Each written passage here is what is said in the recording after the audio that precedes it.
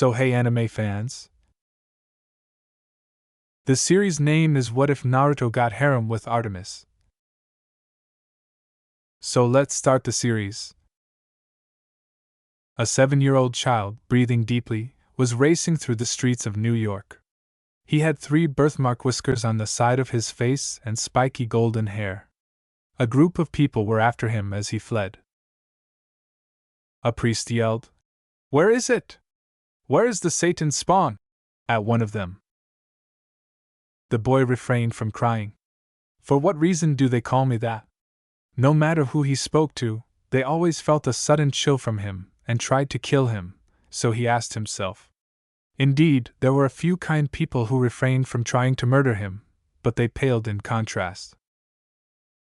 He claimed to have been born in what he believes to be Hyde Ninja Village, but he has spent the remainder of his life in New York and has always been the target of hunts. After a few more minutes of hiding, the child rushed for it and managed to make it through a few alleyways when he literally ran into 4 people. "The Satan spawn can't have gotten far!" exclaimed another guy before they fled, leaving the child behind the dumpster. He encountered a girl who was the same age as his, had blonde hair, and to his amazement, had storm gray eyes. The other 3 were teenagers with blue eyes and sandy blonde hair. A white teen using crutches to stay upright and a female with black hair and black eyes. They suddenly turned against him, brandishing swords or, in the case of the oldest girl, a spear and a shield. When they noticed the child, they halted. "Please don't hurt me!" the child screamed, covering his head with his hands. "Who are you?" the eldest boy asked, glancing at him. "And entered you Uzumaki." The tiny child gave him a scared look. "PP, please don't stab me with those swords," he said. "You can see through the mist? Luke, do you think he's one of us?" exclaimed the child on crutches, startled. Before Luke could respond, they heard someone yell, "There he is!" The irate mob was pursuing Naruto, who hid behind them and said, "Hand over the brat." "Why are you after him?" Luke asked, squinting his eyes.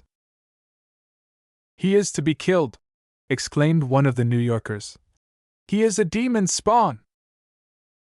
Naruto exclaimed, "But I didn't do anything." "Grover, take Annabeth and Naruto out of here while Talia and I teach these people a lesson," said Luke, turning from Naruto to the disabled child. Grover gestured for Naruto to follow him after nodding, and after a little pause, Annabeth did the same.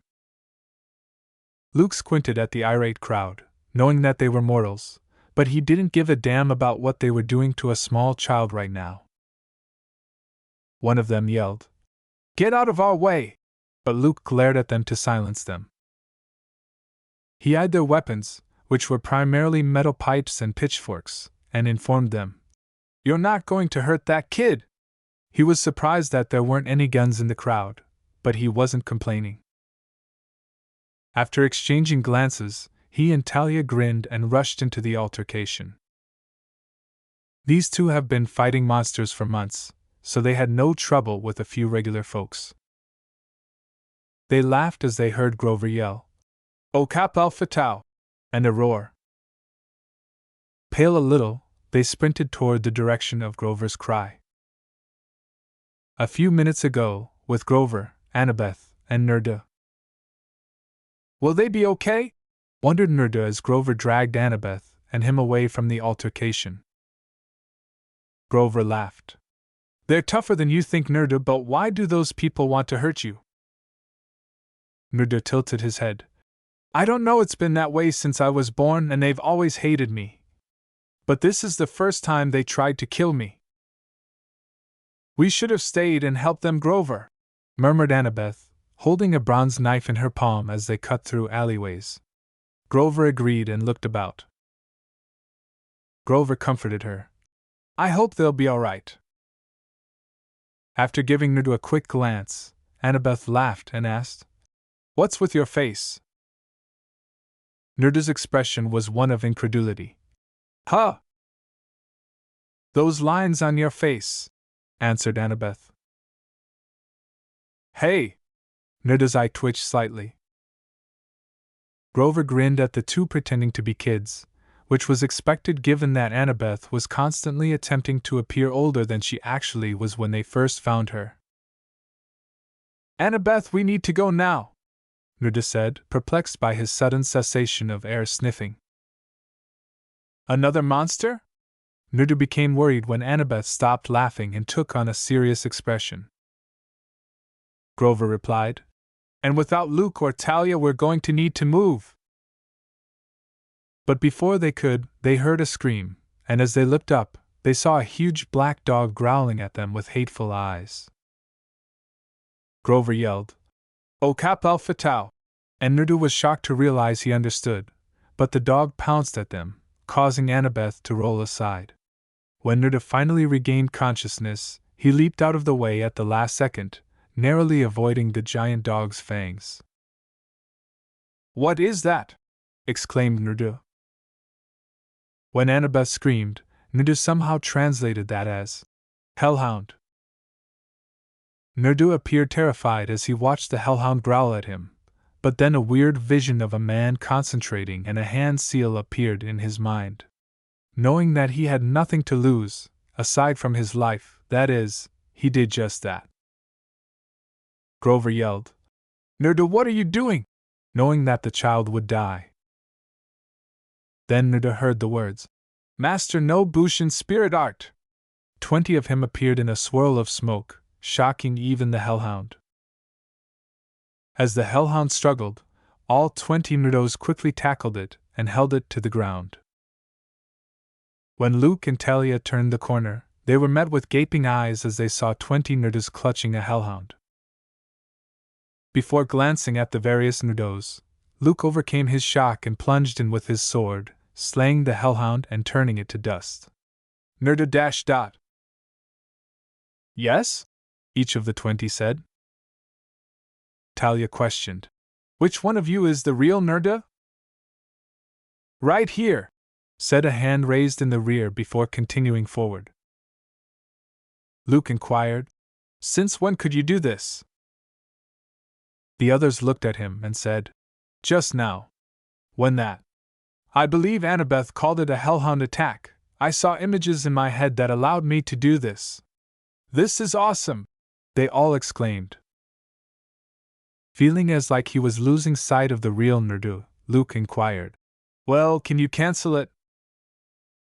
The clones exchanged glances before saying, That's actually up to the boss," and pointed to the real Nerdu. "It is?" Nerd asked, blinking in surprise. Another clone responded, "Just focus." Nerdu did just that, and as the clones vanished, a lot of smoke covered them. Nerdu said, "That was awesome!" as the final clone vanished. Luke was now examining Nerdu with curiosity.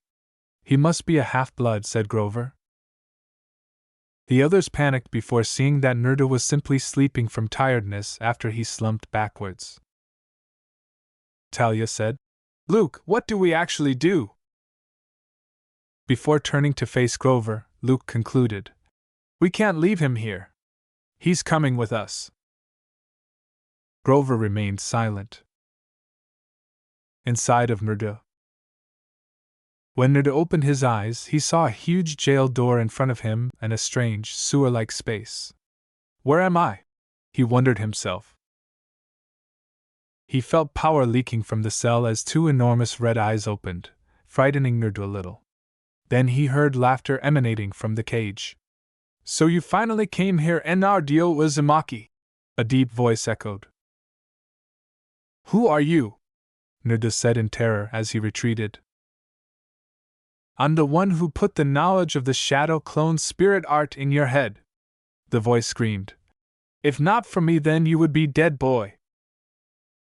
The person within the cell stared in surprise, not anticipating that from his jailer, and said, "You showed me that technique? Awesome!" Nerdu's fear subsided and his eyes glowed with stars. "Do you know any more techniques?" The speaker was shocked and responded, Perhaps. But you should not speak to anyone of me." Why not? Ned asked, tilting his head sideways in perplexity. People wouldn't understand what I am. The speaker continued. I cannot keep you here much longer, but know this. When the time is right, you will learn more techniques from me. As he spoke, everything in front of him became blurry, and Nuda blinked sleepily. The real world. With a blanket wrapped over him, Nuda opened up and looked around. Huh? He asked. You've been out for 2 days, Nuda said, turning to face Annabeth. About time! Now, Annabeth was shocked at Nuda's big eyes and exclaimed, 2 days? Looking out from their safe haven, Annabeth said, Yeah, Luke and Grover went on ahead to get some food from the market. Talia is training. Training? Nuda said, tilting his head sideways in perplexity as he had some déjà vu. At random, Annabeth said, You know, for fighting. So whose kid are you? Huh? Nuda questioned bewilderedly. When Annabeth saw Nuda's shocked expression, she said, You know which god or goddess is your parent? I'm the daughter of Athena, the goddess of wisdom. Annabeth was astonished to hear. Never heard of her. Nuda shook his head and asked, What about Zeus? Dionysus? Apollo? Nuda exclaimed, Who the hell are you talking about? His voice was frustrated. Annabeth exclaimed, How could you not know of the Greek gods? As soon as Talia entered. Hearing such comment, Talia remarked bewilderedly, Come again? He's never heard of the Greek gods, Annabeth said, blaming Nuda. Talia was now staring at Nuda, perplexed, asking, How is that possible? Well, excuse me for not learning while trying to avoid angry mobs, Nuda cynically stated, huffing and crossing his arms. So what you're saying is that one of my parents is alive? Nuda exclaimed. That is so cool! After receiving a brief explanation, his eyes were full of stars once more. Indeed, they could see that Nuda was a strange individual. Grover and Luke rushed in before anyone else could say anything more. We have to go now! Exclaimed Luke. Grover, Talia, Annabeth, and Luke hurriedly packed everything, leaving Nuda perplexed. I don't understand, he muttered, drawing their attention. Why do we need to go? They asked. Because an army of monsters are after us, Grover muttered with dread. Luke and Talia might be good, but they're not that good. After the smoke cleared, Nuda exclaimed, All right, listen up. You four distract the monsters, and nodded. And you said that they come after half-bloods? He continued, grinning. Master no Bushin spirit art. Following a chorus of, Yes, sirs, the clones fled. Good plan, Nuda, said Luke, nodding. Then, with a contemplative expression, he said, I wonder if you're a child of Hecate, since that looks like magic. I'll find out someday, shrugged Nuda. Nuda didn't hear exactly what they said, but they shook the thought away and fled, expecting to reach a location known as Camp Half-Blade or something. However, he was growing weary of running when he suddenly had a vision of himself being ripped apart. He almost stumbled, but Talia caught him in the act. She said, You okay, Nuda? At their bewildered expressions, Nuda said, I just saw it get ripped up. His eyes were horrified. I think one of my clones was killed. You can see your clones' memories when they die? Luke realized now. Oh, Cammy, another one was killed. I guess. Another one showed up. Then let's get going, Grover exclaimed, anxiously glancing at the road behind them in case a monster suddenly appeared. After some travel, Nuda was trembling from the recollections of the last 3 clones being slain. Of course, the last one was a tough competitor, but it truly unsettled him to be reminded of being killed 5 times. Nervously, Nuda murmured, I'm going to make more. TTT they JJ just killed TT the last one. Luke grinned and put his hand on Nuda's shoulder, saying, You did good. Don't, you're freaked out from the memories of the clones. As Nuda nodded and attempted to unwind, Talia remarked, So Grover, how far is this camp? Well, we made it pretty far. Grover remarked with assurance. Not far. However, they needed to rest because it was growing dark and they knew the monsters wouldn't give up. They arrived at a warehouse where Grover bleated somewhat perplexingly, and because Annabeth was already asleep on Luke's back, they entered. All right. Nuda just looked perplexed, and Talia laughed. We forgot to tell you that Grover is a satyr. He's half goat from the waist down. Then why does he have crutches? Nuda scowled after nodding. Grover clarified, saying, I just have a bad feeling. They're for show. With a deadpan expression, Talia said, You always have a bad feeling. While Luke grumbled and pinched the bridge of his nose, Grover simply shrugged and said, Come on, guys, we need to rest. While Grover and Talia stood guard, Nuda struggled to fall asleep. Luke and Annabeth both fell asleep really quickly because Annabeth was already asleep. Nuda moaned and sat up after rolling around in an attempt to fall asleep, drawing attention from the two sentries. Can't sleep? Grover inquired inquisitively. He was informed by Nuda that a lot has happened today. Pretty much. Talia joked. We're half-bloods. It's part of the job description. So whose daughter are you anyway, Talia? Nuda grinned, content that he was around people who weren't out to get him. I guess. Glancing down, Talia said, Zeus. You're the daughter of the king of gods?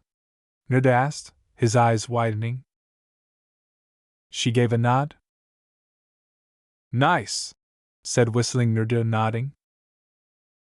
No, it means that monsters come after her more than any other demigod, Grover said, shaking his head. Why would they? Replied Nuda. I mean, it's not like Talia did anything to them. Most of the time, it's a problem with the parent, and since the monsters can't do that much to the gods, they go after their children, Grover said, grinning at the child's innocence but shaking his head. I mean, come on, they should grow a spine or something, Nuda exclaimed abruptly. They sound like cowards. When the child said that, Grover and Talia snorted. Talia observed that Grover was stiffening and sniffing the air, so she pulled out her shield and spear and asked nervously, What is it, Grover? Grover murmured, I don't know.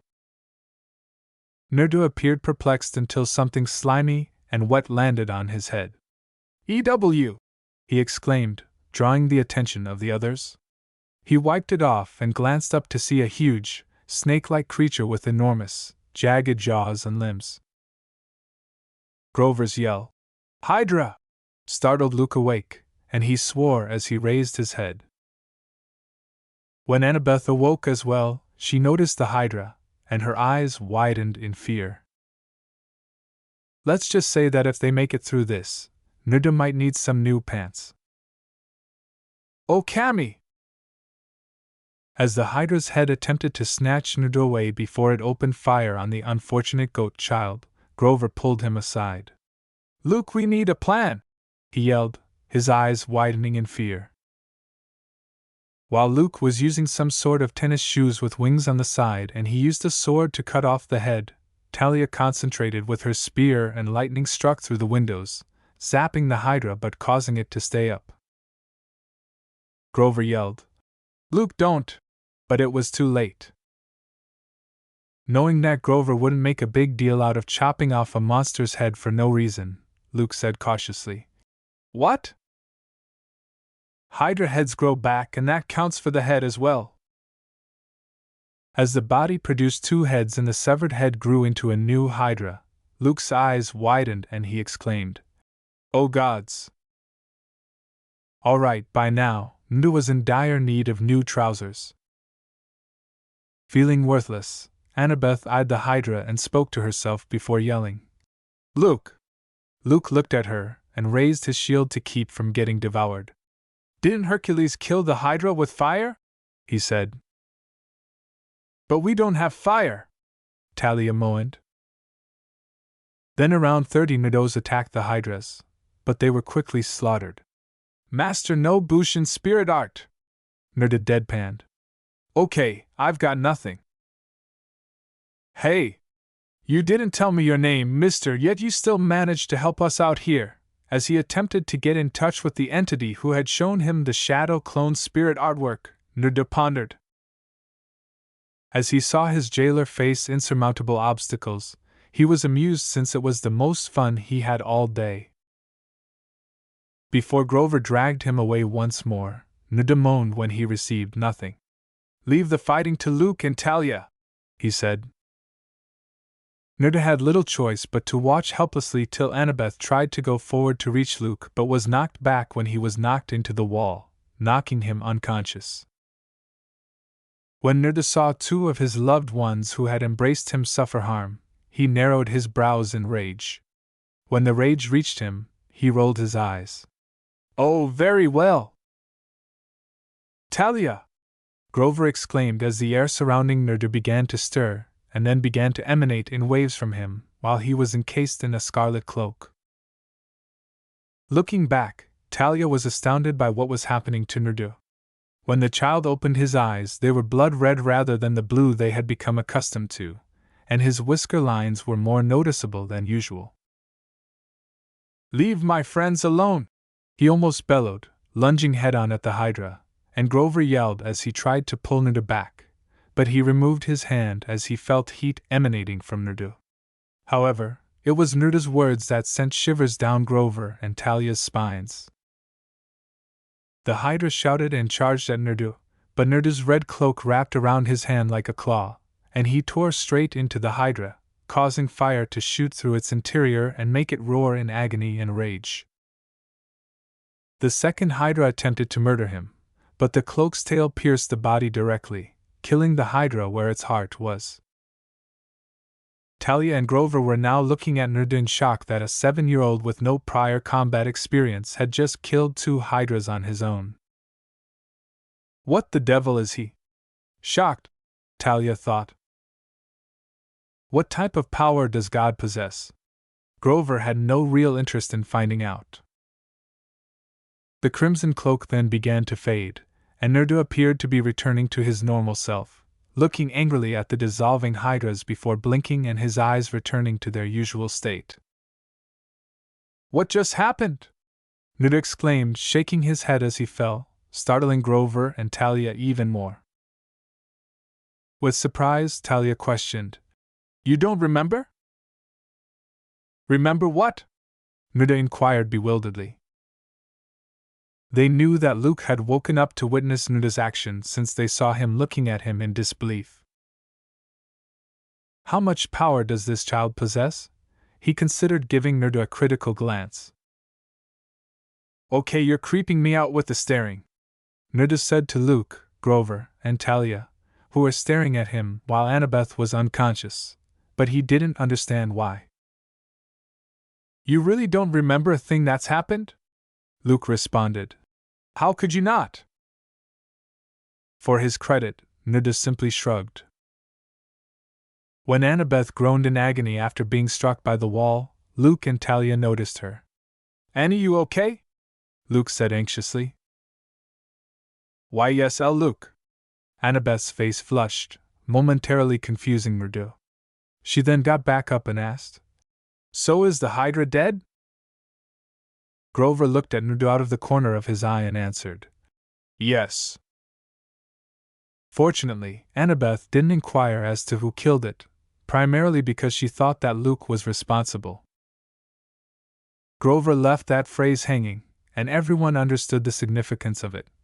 "We should go because if a Hydra found us." While Talia helped Annabeth up while Naruto stood there feeling as puzzled as ever about what had transpired, Luke and Grover went to get the supplies. Bewildered, he said, What do I do?"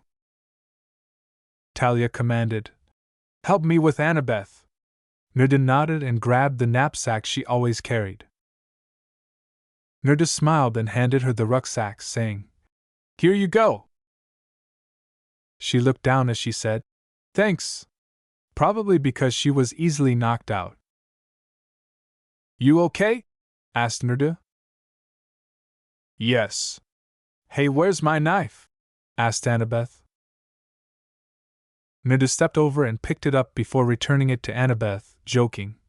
One knife delivered. He had been looking around when he noticed where she had dropped it near to the Hydra's broken ash. Come on, you two, said Luke as he grabbed up the luggage. We have to get to this camp that Grover is referring to. Since you could say whatever you wanted about them, Nerda followed them covertly while creating several shadow clones to divert the monster's attention. They're great for diverting attention. While Luke was staring at Nerda with curiosity, wondering who his godly parent was to give him that much strength, Grover was keeping a safe distance from him in case he went berserker again, as he calls it. Talia and Annabeth were discussing certain topics that Nerda didn't understand.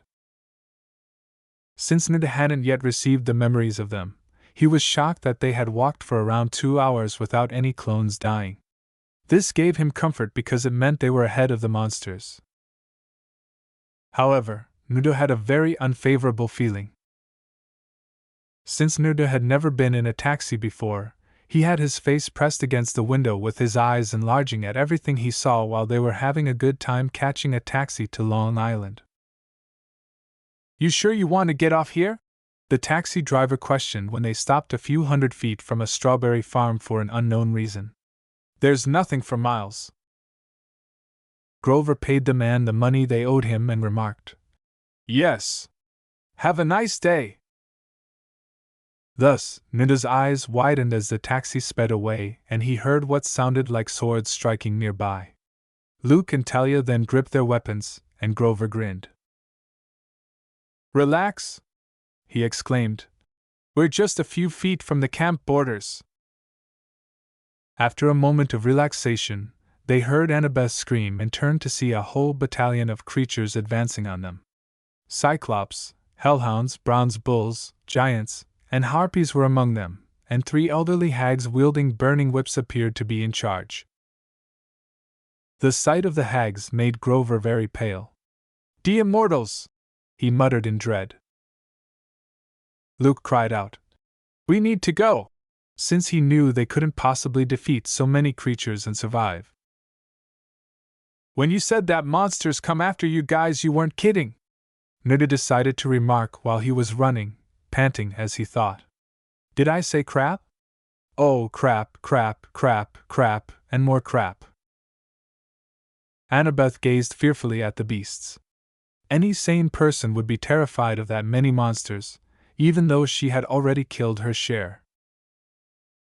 Blah, this is bad, Grover said as he kicked off his phony feet and dropped his crutches to run on his hoofs. Talia yelled, Why you think, old boy? While ensuring that Nerda and Annabeth were following them.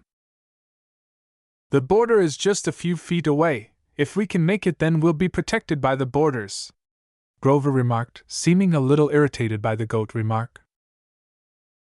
How will that help us? Nerda blurted out as his racing fatigue began to wear him out. They're magical barriers that keep monsters out. The others turned to find that the Cyclops had thrown a rope with weights on it, trapping Nerda as he attempted to escape, after he stumbled after feeling as though something had wrapped around his feet. Nerda yelled, You have to be kidding me, while attempting to exit. Luke, help me get Nerda. Grover, get Annabeth to the camp, Talia said, turning to face the other people. But Dash! Talia interrupted Grover. Now, she said, adding a little lightning to the effect, which caused Grover to comply without further question. Despite Annabeth's protests, he grabbed her and fled. Luke cut the rope around Nerda's leg with his sword, but the monsters were too close, and they wouldn't be able to reach the camp borders in time. After glancing at the creatures, Talia turned to face Luke and said, Get Naruto over the border while I hold them off. With a slight paleness, Luke exclaimed, Are you crazy? You'll get ripped to shreds. Look, it's me these monsters want, and I'm not going to let you or anyone else die because of me. She then raised her spear. So get going before I kick your butt. Luke grabbed Naruto as he was preparing to create the Shadow Clone Spirit artwork and fled. No! Naruto yelled. We can help. Luke tried not to cry as he continued. You heard her, Naruto. Come on, where is my energy spike from the warehouse? Naruto pondered. Or the attack by that hellhound? All Naruto could do was watch as Talia utilized her shield and spear to battle the demons, forcing them to retreat for some strange reason. She summoned lightning to break up some demons, prior to piercing the eye of one of the Cyclopses. Then she used her shield to strike a hellhound in the face. If it weren't for the fact that they were attempting to kill the creatures, Naruto would have felt sorry for them. But as he crossed the hill and saw satyrs, a group of youngsters, and a horse with an upper torso, he saw nothing more. The sight of Luke and Naruto made Annabeth smile, but when she saw someone was missing, she scowled and asked, Where's Talia? Luke gasped as he set Naruto down, saying, She's surrounded. We have to help her. I had to get Naruto out of there, and she wouldn't follow me. To arms! The horseman commanded, and all of the armed teenagers charged toward the boundary, but as they did, they heard a cry, a roar of victory. No! Luke muttered as he dashed forward, trailed by the teenagers, Annabeth, and Naruto. When they arrived, the monsters in the distance were departing, and Talia was on the ground, heavily bleeding. One of the teenagers yelled, Where are those Apollo kids? Someone get a medic! Another teenager said, Right here! As he reached for a drink, but the horseman intervened. Sadly, he replied, No. It's too late. It's not too late, Luke growled. We just need to get her healed up. There must be a way to save her, Chiron, Grover begged, his eyes nearly watering. I'm sorry, but medicine can only do so much right now, Chiron said, bowing his head. Naruto cast a downward glance. I'm to blame, he thought horrifiedly. She would be fine if I didn't get caught. When Annabeth started to cry, Naruto recalled that she, Grover, and Luke had known Talia for a far longer time than he had, therefore they were handling it even worse. Talia coughed a little, indicating that she was almost dead, and she smiled as she said, Quit crying, you two. He was at a loss for what to do. With tears running down her cheeks, Annabeth exclaimed, BB, but you're dying! Just then. Then she looked distressed and said, Luke, watch over Annabeth and Naruto. So I am. Talia grinned. I took down quite a few monsters before they got the better of me. After wiping away his tears, Luke muttered, I will. Thank you for getting me this far, goat boy, she said, grinning, turning to face Grover. Don't be too hard on yourself for this, and you better find Pan or I'll come out of the underworld and kick your scrawny butt. In sorrow, Grover bleated, Why yes, Talia. Annabeth, don't be sad and keep moving forward no matter what, okay? Annabeth nodded in an attempt to contain her tears. Well, I honestly don't know what to say to Naruto considering I just met him, but I have the feeling that you would have been a good friend. Talia laughed. Use that power that you have to kick some monster butt. When Naruto's eyes began to well up with tears, he said, I will. She gave a final smile before looking up, her eyes glazing over, but before the light in them went out, a brilliant light from the skies shone down on her, so dazzling that everyone had to shield their eyes until it subsided. When it happened, everyone turned to find a pine tree exactly where Talia had been. The week of Talia's death was quiet. There wasn't much to say, so Ndu sat aside from Annabeth and Luke during the vigil, while Grover went to speak with Mr. D about something. Heck, he avoided them for the entire week because he believed that they would hold him responsible for her passing. To honor Hermes, the god of messengers, thieves, etc., Luke and Ndu visited Cabin 11. To Ndu, however, it appeared more akin to a Red Cross evacuation center. Luke was present since he was unsure, and was the son of Hermes and Ndu. Athena, the goddess of wisdom, claimed Annabeth right away, so she moved to Cabin 6. By the end of the week, the horsemen performed a rite in remembrance of Talia's passing, but Ndu was distracted by his thoughts and wasn't paying attention. Within the seal. "Why didn't you do anything?" Ndu growled, glaring at the creature in the jail. "I know that you could have done something." "Do you think that it's that easy, you little brat?" the creature asked with a laugh. "What are you talking about? I already gave you some power to deal with those two hydras that attacked you," the being stated to him. "I couldn't have given you any more even if I wanted to." With tears in his eyes, Nerd exclaimed, "But still she didn't deserve that. It isn't fair." The entity growled, fed up with his jailer's whimpers. "Life isn't fair. The sooner you get used to that fact, the better off you will be." Then someone shook his shoulder, and the space in front of him vanished. Beyond the seal. "Nerd, are you okay?" said Luke worriedly as Nerd opened his eyes to find him holding his shoulder. Nerd lied and glanced down, saying, "Why, yeah, I'm fine." Knowing he was lying, Luke commanded, "Tell the truth." Luke looked at Nerd bewildered as he replied, "It's my fault.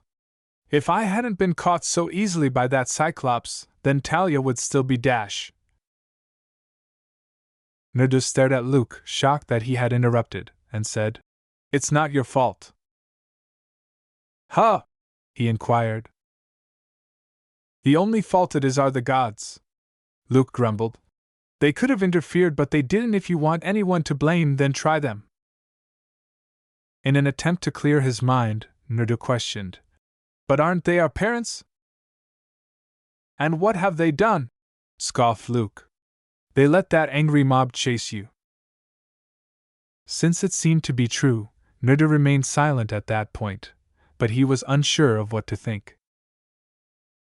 "Look, Nerd, just rely on yourself, okay?" Luke advised him. "And don't blame yourself because Talia wouldn't want that." Luke then left Nerd alone. To have some alone time, Nerd put his hands in his pockets and took a stroll around the camp. He observed Annabeth receiving instruction from her siblings. When she waved at him, he ignored her and continued walking in the direction of the woodland, disappearing from view. When he gazed at his reflection in the water after having ventured so far into the forest, he saw that he was the weakling who was powerless to help a friend. With tears streaming down his face, he roared, "I will never be helpful to stop a death of one of my precious people. I swear on this blood that I will fight to my last breath to protect everyone. No one will die if I can help it.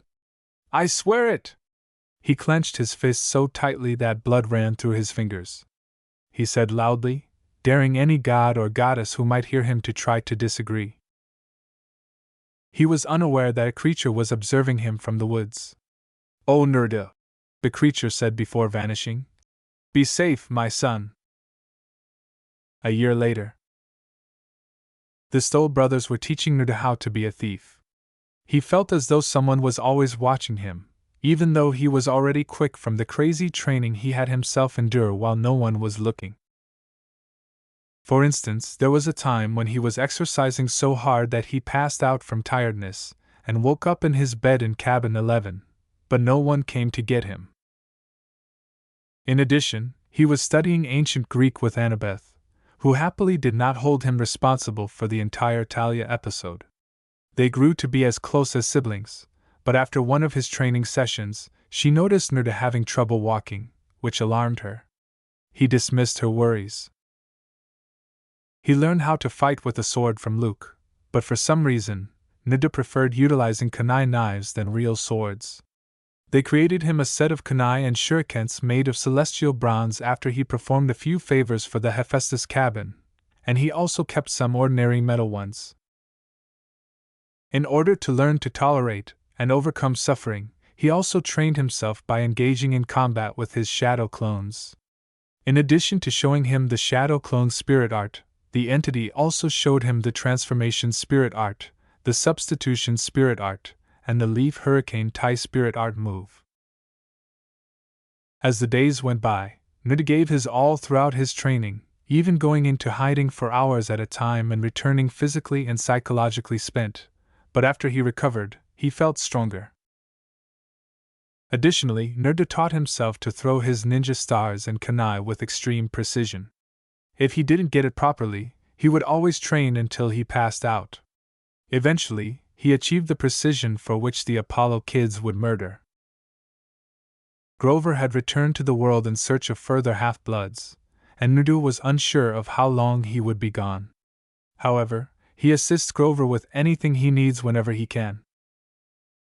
Then there was the fact that he was first exposed to pranking by the Stoll brothers. After his initial prank of letting spiders loose in the Athena cabin, Annabeth stopped talking to him for weeks. After 2 years, panting from his crazy workout regimen, Naruto returned to the dining pavilion to sit with Cabin 11 and eat a bowl of ramen, which he had eaten the previous week and was now addicted to. Luke smiled and said, "So you did any training today?" "You know it," Naruto said with a smile. "By the way, what's with the jumpsuit?" Naruto looked at him suspiciously and inquired, somewhat irritated, "What's wrong with it?"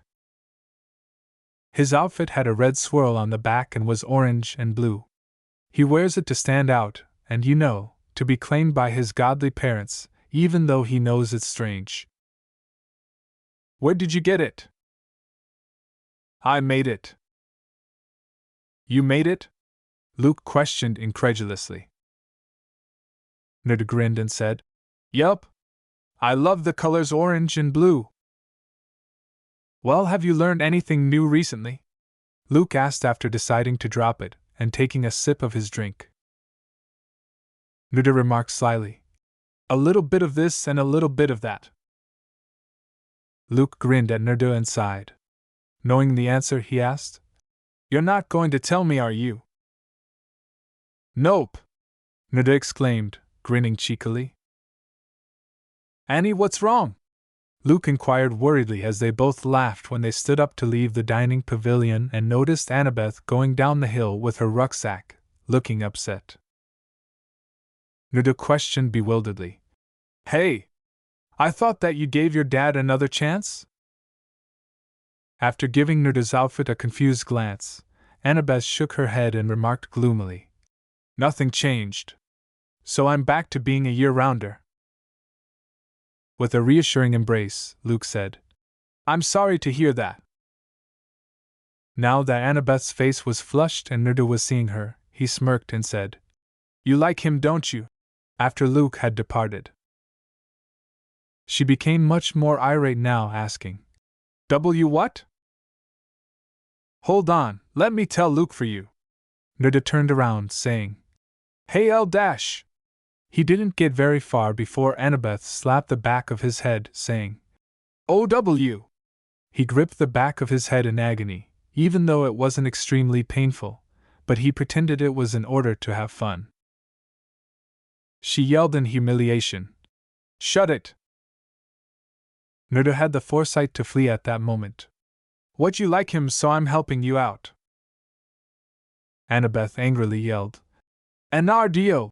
as she pursued the escaping blonde wearing glaring "Kill Me Now" orange. A year later. "I didn't take your ramen!" Annabeth slapped him on the head, causing him to scream in terror before he realized where he was. At least Annabeth was reading architecture while Naruto was on the verge of falling asleep.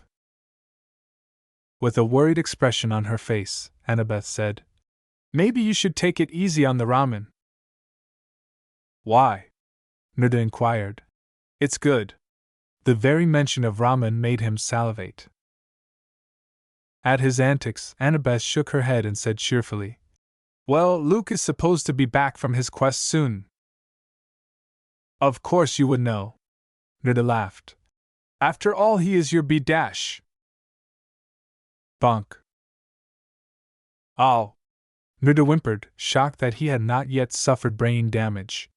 That's abuse, he said. Do you want me to show you abuse? Nuda muttered, his eyes wide, his face quickly turning pale. Shutting up now. While Nuda leaned his head back, Annabeth nodded and went back to her reading. This was a clone, and he was glad she didn't beat him hard enough to make him vanish. Although he felt guilty about abandoning a shadow clone to spend time with Annabeth, he was currently practicing a technique that the creature was attempting to teach him. The what? He inquired, perplexed. The entity inside of him, which still refuses to reveal his name, may now converse with Nuda while he is awake for some strange reason. This is only possible during training, otherwise he is asleep. The creature bellowed impatiently. It's a good to learn for your techniques. Core energy control, you twit. He didn't believe it was that significant, so Nuda shrugged and said, If you say so. Let me put it this way, the creature hissed. If you don't learn core energy control, then some of your techniques that you will learn will blow up on you and kill you. Alright, let's learn core energy control. Nuda smiled fearfully. But he was thinking of something else. What a sadistic bastard this guy is. I heard that. Damn it. With a sigh, Nuda started to heed the being's guidance regarding this core energy control. In addition, what exactly is core energy? The creature let out a sigh of sheer frustration. After numerous unsuccessful attempts to walk on water, Nuda was completely soaked and returned to the camp just as his clone vanished. Since Annabeth wasn't around, he was given information on architecture that he didn't particularly desire. He then rushed to the big house, where he saw Annabeth, after hearing a rumor that Luke had returned from his mission. Why are you wet? She inquired, perplexed. Nuda honestly said, I fell in the lake. He didn't tell her what he was doing, though, because he would later tell her that he was learning to walk on freaking water and that a being was speaking to him. They hurried into the big house without saying anything, and when they heard rising voices, one of which was unmistakably Luke's, they pounded on the door. Chiron yelled, Come in! And Annabeth and Nuda hurried in. Luke! Exclaimed Annabeth, but they both halted upon noticing a large scar beneath his eye. What happened? Luke said, Oh, it's nothing, how have you two been? With a smile that stopped short of his eyes.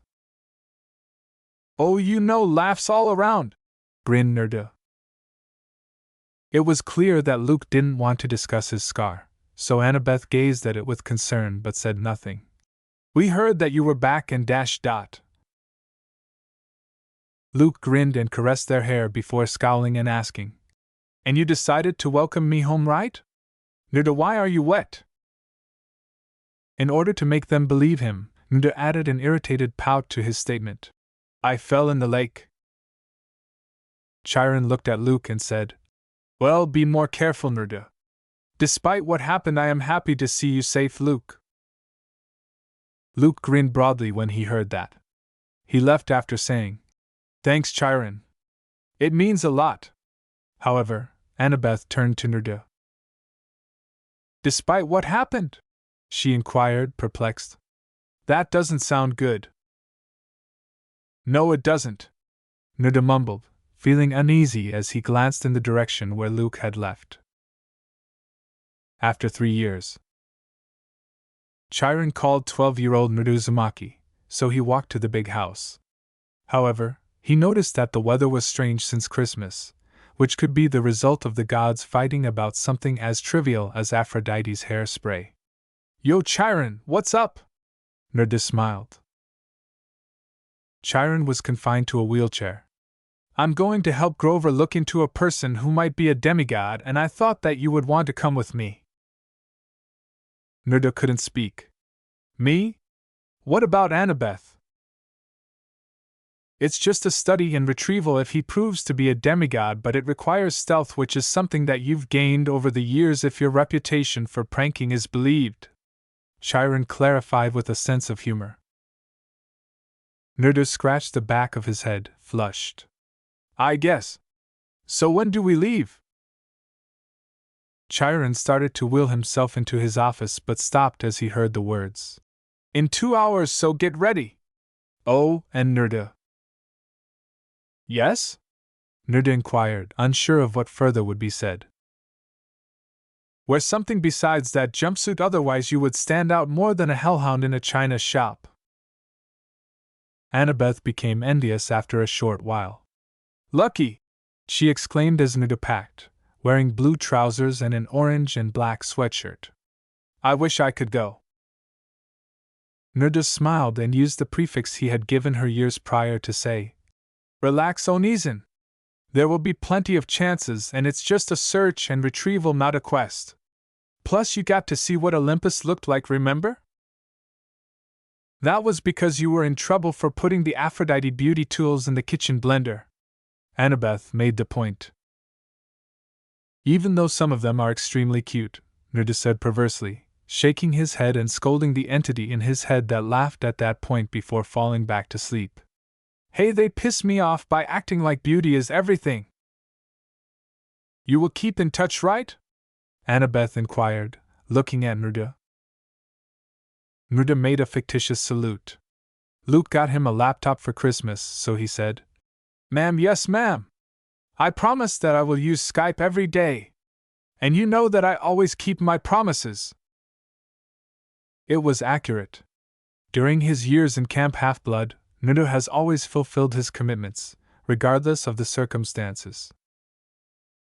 After hugging him, Annabeth punched him in the shoulder. Good luck, fish cake. It's Maelstrom. Nerda sulked as he waved and walked off. He noticed Luke as he ascended the hill. Nerda smiled and asked, Here to see me off, Luke? Luke gave a nod. It's the first time that you're leaving camp in 7 years, so I figured that I should see you off. I saw you hug Annabeth. He smiled briefly. Do I need to give the protective brother speech? Nerda erupted in laughter. He responded with a joke. That's my job. She's a sister. Luke laughed. Sure she is. He looked at Nerda. Be careful and remember your training, okay? With his satirical moniker, Nerda saluted. Yes, Uncle Luke. Okay, get going before I decide to kick your butt at sword fighting, said Luke to him. Nerda laughed and left to find Chiron and Argus waiting in the car. Are you all packed? Nerda smiled. I'm ready, believe it. Good morning, Onizen, Nerda said, glancing at Annabeth and her jammies on Skype. Yawning, Annabeth said, Good morning. When I said to keep in touch, I didn't mean this early. Nerda chuckled. Sorry, but it's been a few weeks and I'm finally caught up with work. I just hate dyslexia. Annabeth gave a small laugh. So did you and Grover find this new kid? According to Nerdu, we think so. Grover and I are his friends. His name is Persis Jackson. Annabeth scowled and asked, Persis? He's named after the Greek hero. Nerdu clarified. Yeah, but he prefers Percy. He's a good person but a little thick. Sounds like someone I know. Hey! His door was knocked on before they had finished laughing. Grover said, Nerdu, you ready for the trip? Nerdu shouted out, Just a minute, and then turned to face Annabeth. I got to go. See you this summer. Before he exited and saw Grover, Annabeth waved as he disconnected his laptop.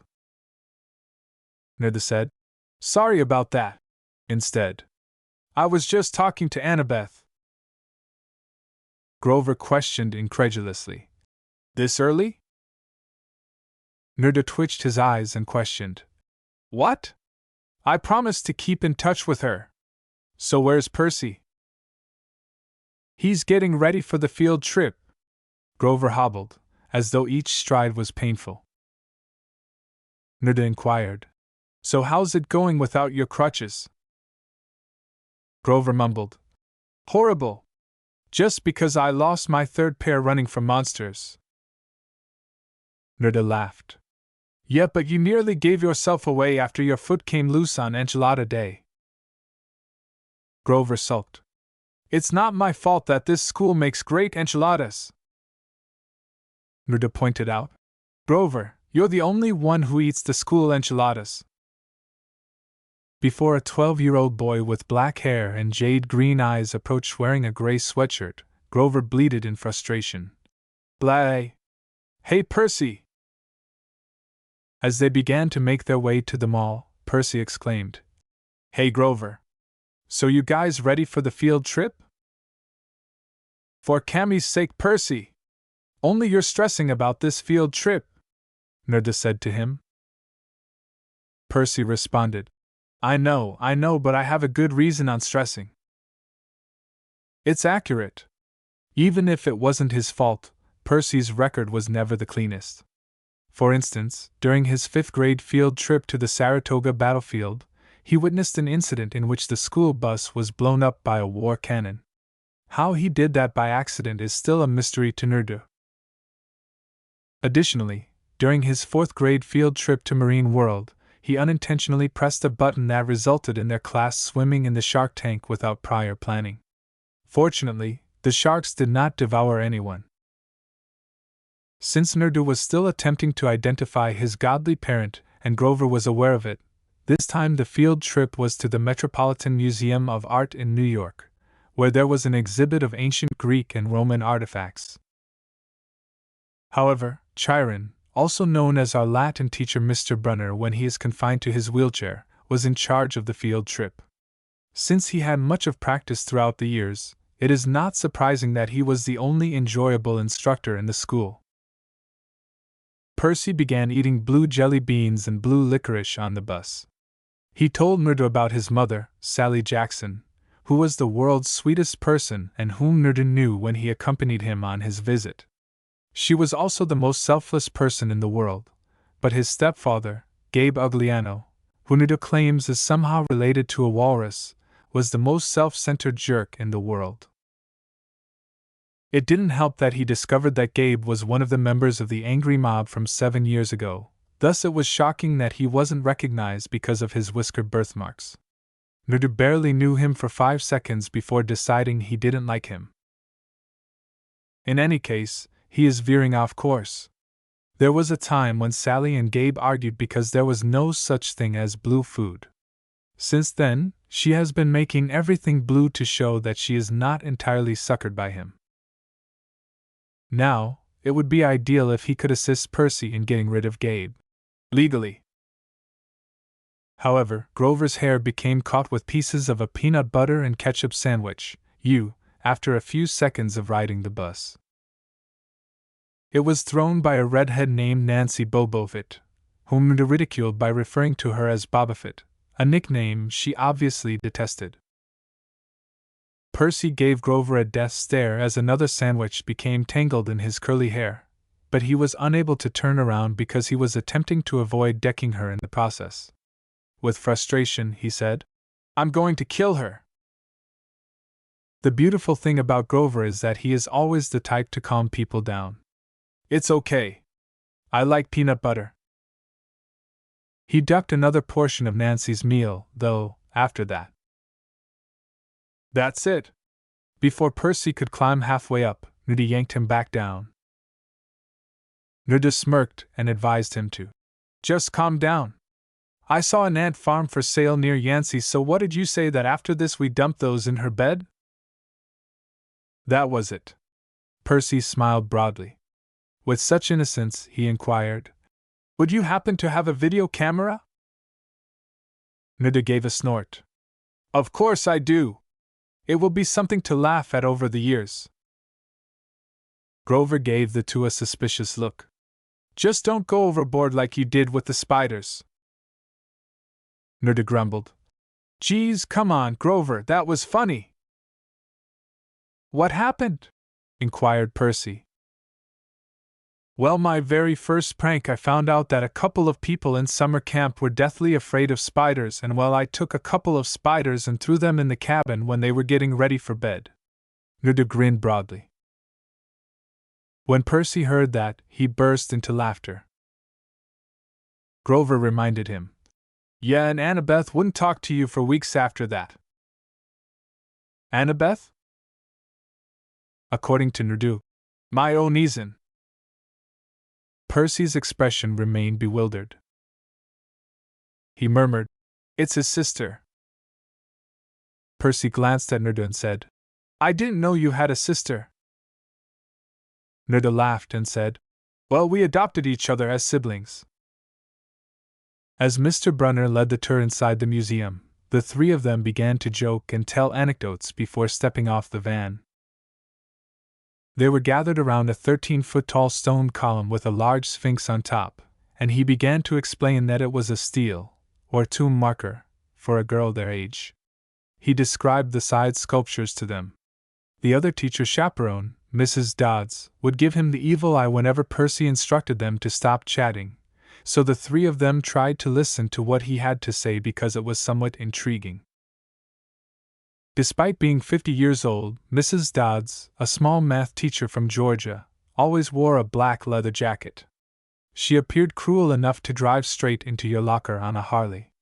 When our last math instructor had a nervous breakdown in the middle of the year, she had come to Yancey.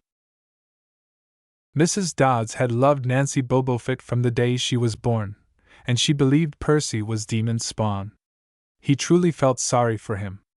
Percy knew he was going to spend a month in after-school detention when she pointed her crooked finger at him and said, "Now, honey, really lovely." However, Nerda had a hunch that he knew Mrs. Dodds somewhere, and that he ought to be upset with her, but he was unable to pinpoint the location. Nevertheless, because she frightened Grover, he knew that he should avoid being alone with her if at all possible. Mr. Brunner continued discussing funeral art from Greece. At last, Percy turned around and asked, "Will you shut up?" after Nancy Bobofit made a joke about the naked man on the stele. He didn't mean for it to sound so loud. When Mr. Brunner halted his story, the entire group chuckled at how loud he was. "Mr. Jackson," he said, "did you have a comment?" Percy had a crimson face. With respect, he answered, "No, sir." Mr. Brunner gestured toward one of the stele's images. "Perhaps you'll tell us what this picture represents." Percy recognized it and exhaled with relief. "That's Kronos eating his kids, right?" "Yes," replied Mr. Brunner, clearly unsatisfied. "And he did this because—" Well, Percy gave it some serious thinking. Kronos was the king god and .. Nerda made a face palm in his head. Percy would have turned into charcoal by now if Zeus had heard that. Mr. Brunner arched an eyebrow and said, "God?" Percy's face was flushed once more. He corrected himself. "Titan. And he didn't trust his kids, who were the gods. So, Kronos ate them, right? But his wife hid baby Zeus, and gave Kronos a rock to eat instead. And later, when Zeus grew up, he tricked his dad, Kronos, into barfing up his brothers and sisters. One of the females behind him exclaimed, "Ew!" "And so there was this big fight between the gods and the Titans," Percy went on, seemingly unconcerned. "And the gods won." Nerda held up a hand. Mr. Brunner gave a nod. "Yes, Nerdu?" Although this was technically accurate, Naruto questioned bewilderedly. How the heck did he mistake a rock for a human? I mean, is he stupid or something? Grover looked scared as Mr. Brunner's eyes flashed a warning, while everyone else chuckled. Nancy then whispered to her friend behind them. Like we're going to use this in real life. Like it's going to say on our job applications, please explain why Kronos ate his kids. Mr. Brunner gave Percy a look. And why, Mr. Jackson, to paraphrase Miss Bobofit's excellent question, does this matter in real life? Busted, mumbled Grover. Nancy's face was redder than her hair, and she shouted, Shut up! Percy sighed, but he did smile a little at her being caught. I don't know, sir, Mr. Brunner said, looking dejected. I see. Well, half credit, Mr. Jackson. Zeus did indeed feed Kronos a mixture of mustard and wine, which made him disgorge his other 5 children, who, of course, being immortal gods, had been living and growing up completely undigested in the Titan's stomach. The gods defeated their father, sliced him to pieces with his own scythe, and scattered his remains in Tartarus, the darkest part of the underworld. On that happy note, it's time for lunch. Mrs. Dodds, would you lead us back outside? While the boys were playing like doofuses and pushing each other around, the girls were holding their stomachs as the class fell asleep. Percy, Naruto, and Grover were on their way when Mr. Brunner yelled, Mr. Jackson? Percy turned to face his 2 companions. I'll catch up. Grover and Naruto then left, but Naruto paused when he sensed something strange. Instead, he followed his instincts and saw 2 statues that looked familiar, but when he attempted to read the names carved on them, the words swirled around him. He was about to abandon up after 10 minutes when a voice he recognized spoke out. Zeus, the god of thunder and lord of the sky, and Hera, goddess of marriage and family. Naruto saw Mr. Brunner when he turned around. Sorry for not sticking with Grover, I just felt a connection in here. When Mr. Brunner heard that, he looked at Zeus's statue thoughtfully. Maybe you did, for the children of the gods are always drawn to their godly parent. Naruto now had a shocked expression. You think I might be a child of Zeus? Mr. Brunner spun his chair around and said, It is possible, but the only one who could answer that is Zeus himself. Now come on, Naruto, let's get some lunch. In order to observe the foot traffic on 5th Avenue, the class assembled on the museum's front steps. Clouds over the city were blacker than anyone had ever seen, and a massive storm was building overhead. This time, what exactly are they squabbling about? Naruto thought in bewilderment, since a twister would be passing over Manhattan if this continued. No one else seems to notice. A few of the guys were using Lunchables crackers to throw them at pigeons. Mrs. Dodds was obviously not noticing anything when Nancy Bobofit attempted to steal something from a woman's pocketbook. Grover, Percy, and Naruto sat apart from the others on the edge of the fountain. Detention? Inquired Grover. Percy answered, Nah, and then he sighed. Not from Brunner. I just wish he'd lay off me sometimes. I mean, I am not a genius. Grover remained silent for some while, and Percy was likely expecting him to say something profound and thought-provoking when he suddenly inquired, Can I have your apple? When Percy handed him the apple, Naruto laughed. But after a while, Naruto saw that Percy was looking in the direction of 5th Avenue, and since he knew that Percy was thinking about his mother, he gave him a quick elbow. I'll help you go see her if you want. Percy grinned at the proposal. Thanks, Naruto, but I know that she would want me to finish school first. Naruto gave a shrug. Well, if you ever change your mind, you know where to find me. Percy glanced forward for a few seconds before saying, I'll keep that in mind. So what do you plan on doing for pranks, Naruto? Percy's eyes brightened at the words. Well, I have one planned specially for Gabe if you're interested. He leaned forward to allow Naruto to speak in his ear. Grover's keen hearing allowed him to hear only a reference to a tutu, poison ivy, and dango sticks before Percy erupted in laughter. That is genius!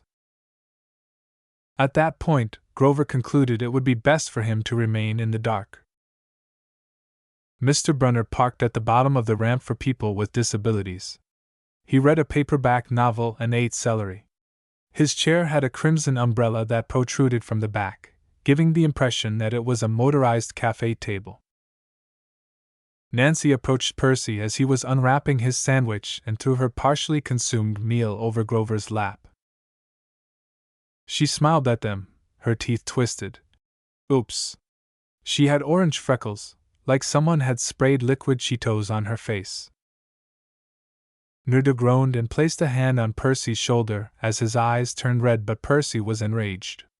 Just calm down, man. She'll get hers, believe it. Things became strange when Percy nodded yet remained irate. The fountain water formed a hand and drew Nancy in as Percy closed his eyes, startling Nerdu, who had never seen anything like it before. How on earth did that occur? Before he thought of a single god who could accomplish that, Nerdu thought. Is Haid the only one who has never broken the vow, then?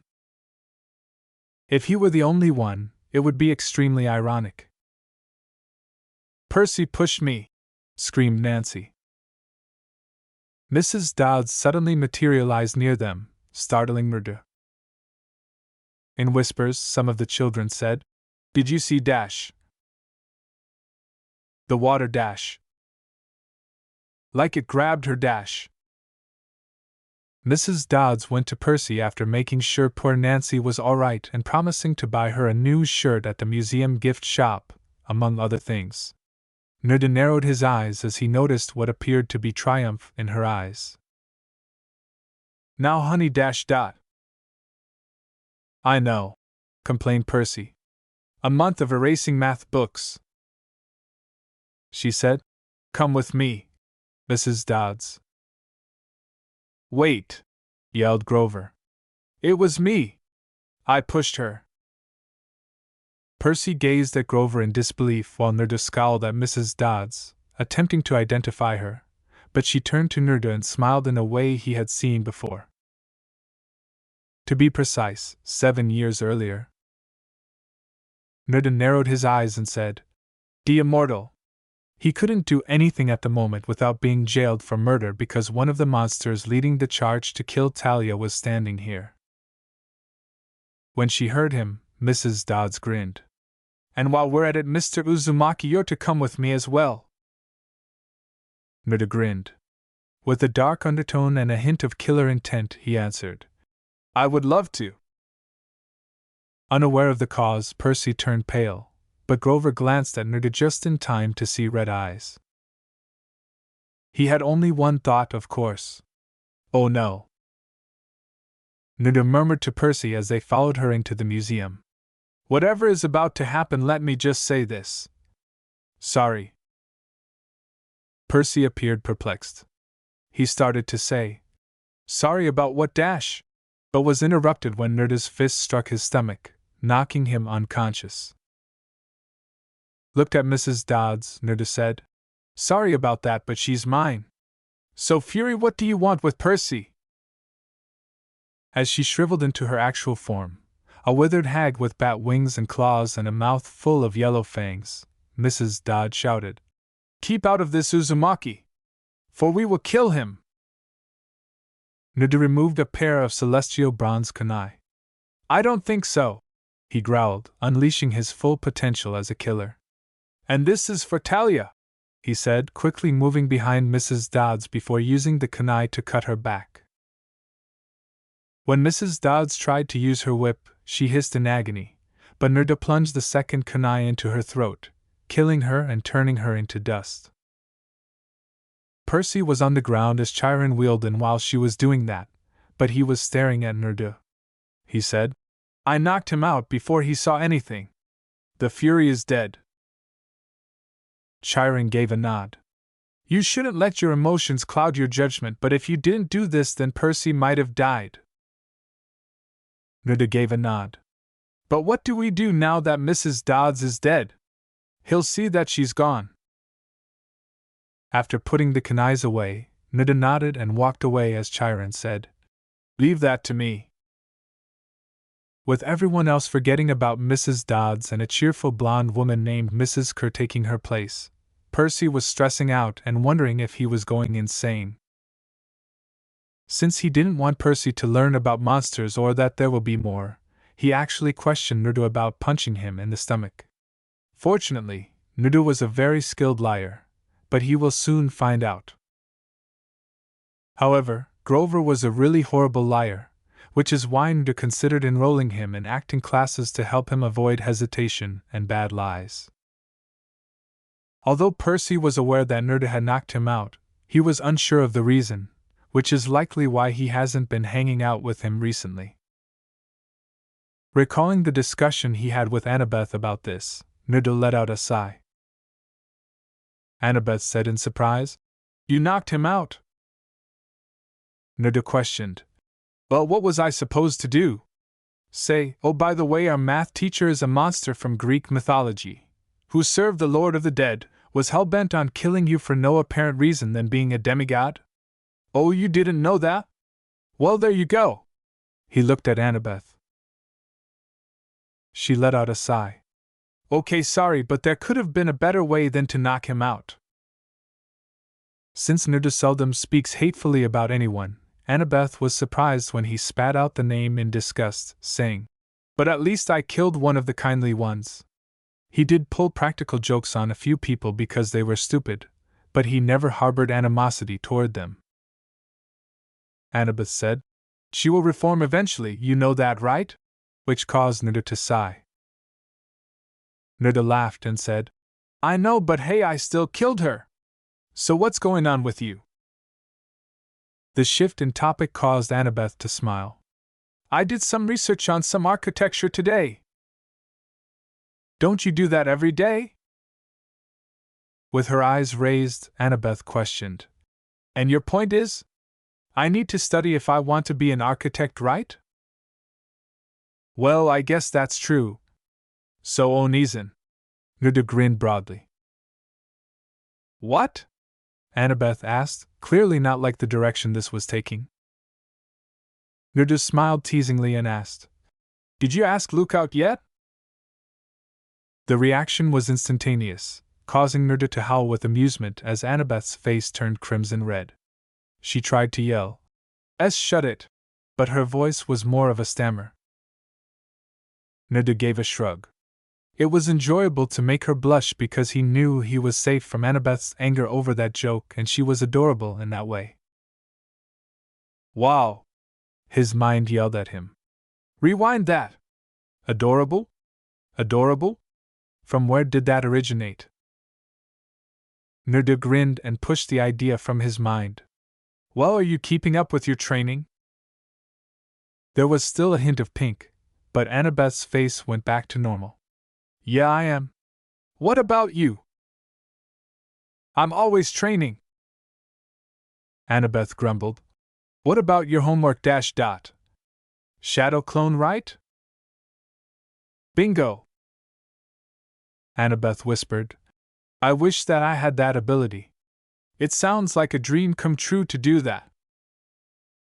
Nuda raised an eyebrow and said, "Are you just saying that because the shadow clones are information gatherers?" With a curt, "Why else would I be saying it?" Annabeth asked. "Well, I need to go and study for the Latin exam. I promised Percy before the trip that I would help him," Annabeth remarked. "Good luck with that." She was certain that Percy would now be cautious with Nuda. "Thanks, I'll need it." Final flashback. However, Percy's performance at this school has been poorer. Even though he had explicitly requested Grover, he was suddenly rooming with Nuda after a storm one night blew straight through his window in his dorm room. Then, about 50 miles from the school, the largest tornado ever seen in the Hudson Valley made landfall, and Nuda knew that the gods were furious and that, for whatever reason, Percy was the object of their wrath. Additionally, Percy has been very irritable lately and has been fighting with Nancy more, but Nerdo has always been there to assist him when he was outnumbered, and he appreciated the help despite his misgivings about Nerdo. While Nerdo received A's, his grades dropped from D's to F's. I am grateful to Shadow Clones, Nerdo smirked as he thought.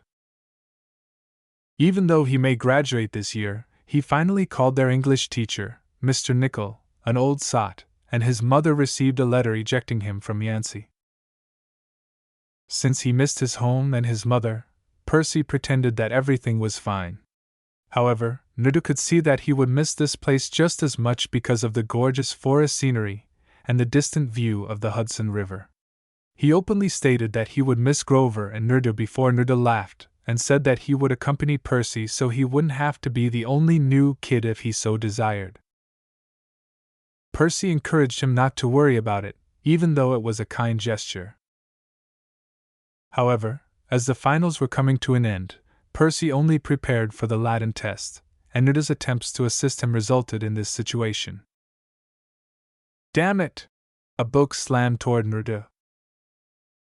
Given that Percy had the worst aim, Nerdo inquired, "Just what did the book do to you?" And thank God that it hadn't hit him in the face. Percy let out a sigh. "Sorry, but I can't take it anymore. How am I going to tell the difference between Chiron and Sharon?" Nerdo only gazed at him in shock. "What?"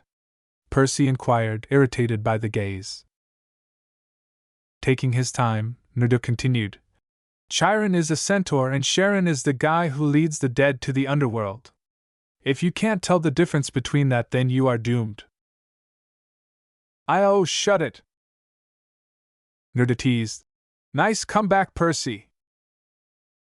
Even if Percy meant it, he began to giggle when he yelled, "I said shut it!" You might laugh because Nerdo truly exudes happiness, or you could hit him and get your ass kicked. Then Percy let out a sigh. "I'm going to see Mr. Brunner." Nerdo smiled and said, "Do you want me to come with you?" Percy left, saying, "No thanks, I just want to do this myself." Nerdo accepted his choice. With Percy. Percy noticed a light on in Mr. Brunner's office as he was making his way down the corridor, but before he could get close to the door, he heard a voice that sounded like Grover's. "Worried about Percy, sir?" He froze, and even though he wasn't listening in, he was powerless to stop himself, especially because a friend was discussing him with an adult. Percy stepped forward. Grover was uttering the words, "Alone this summer, I mean, a kindly one in the school. Now that we know for sure, and they know too," Mr. Brunner remarked, "we would only make matters worse by rushing him. We need the boy to mature more." "But he may not have time. The summer solstice deadline will have to be resolved without him, Grover. Let him enjoy his ignorance while he still can," remarked Mr. Brunner. Grover let out a sigh. "I guess we should be grateful that Nerdo was there because of what happened. But did he have to knock Percy out?" "He did indeed knock me out." Percy squinted as he wondered what had happened. Mr. Brunner sighed and added, "If he hadn't, it would have gotten worse. I'm more worried about Nerdo's empathy towards the kindly ones. He seemed pretty happy to kill her." The notion that Nerdo killed someone and was glad about it troubled Percy more than anything else, even though dropping his textbook in astonishment wasn't the smartest thing to had in retrospect. Thud. Sweating, Percy snatched up the book on mythology and backed up just in time to see a shadow of something taller than Mr. Brunner carrying what appeared to be a crossbow, which he recognized from watching them in movies. Percy unlocked the closest door as silently as he could and crept inside just as he heard a sluggish clop clop clop, like muffled wood blocks, followed immediately by an animal snuffling sound outside his door. A big, shadowy figure hesitated before the glass, then continued. It became disturbingly quiet outside, and a drop of sweat trickled down Percy's neck.